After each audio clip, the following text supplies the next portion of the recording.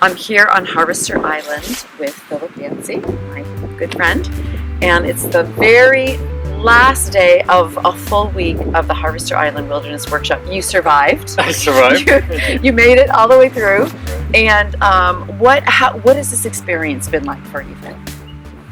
It's been extraordinary. I live in Colorado, and we're 1,000 miles from the nearest ocean. And here we are with ocean all around us. I experienced a whole new subculture I knew nothing about.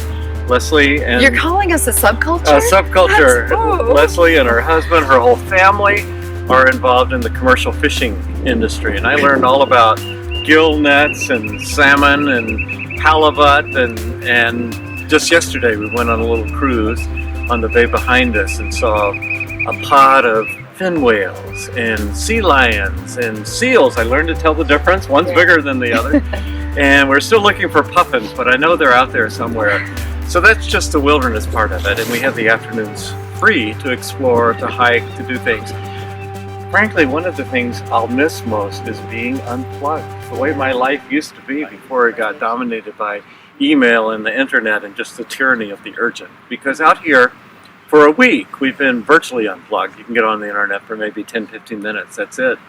And the rest of the time, we're here to concentrate on writing, concentrate on creativity. We've got a community. There were, oh my goodness, almost 20 of us. Yeah. And we each brought diverse material, some more essays, some poems, some fiction, but in every case, we're all trying to get better at what we do. We're trying to focus on the nature of creativity and how we can truly offer it as an offering to God. And if we're doing it as an offering to God in the Christian community, you want to do the very best thing possible. You want to honor God.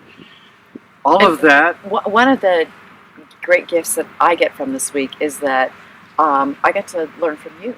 And so Philip and I would teach together and hear each other, and that's been a real bonus for me. And of course, we never compared notes in advance. No, yeah. But then when Leslie's talking, I'm thinking, wait a minute, I was going to talk about that. And when I'm talking, Leslie says, wait a minute, that's what I was going to talk about. But the cool thing is that we kind of use different language for similar things, so that, and it's great for the students because they're getting this material from two different vantage points that are really quite similar, but still unique in their way. Yes, so, yes. Yeah.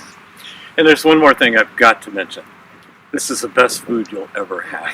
This is fish that was swimming this morning. So we had salmon one night, and actually in several different forms, and cod, and scallops, and sometimes halibut. The cooks are extraordinary, and that's one memory that all of us are going to take with us. We're all taking it away. Yeah, right, right. Taking a back. little extra back with us. Well, Philip, it has been such a delight to have you at the Writers' Workshop, and I just thank you for your great generosity. And one of the other favorite thing for me about the workshop is to see how this group of people, who most of whom don't know each other, have never met, come together from all over the country, even from other countries, and we join together, and even within the first day, we know this is the body of Christ, and we are bonded together.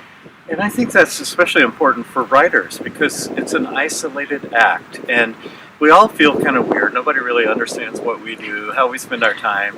And here for a week, we've been around 20 people who do understand. And they say, I'm not the only one. I experience the same struggles too. And we go away feeling encouraged. You know, we're not quite as weird as we thought we were, or at least there are some other people like who are that. worse. Yeah, right, right. So thank you, Philip, for this wonderful week. My pleasure. I wouldn't have missed it. And I'll carry memories, and you're right. I mean, there were lifelong friendships made here in just a week.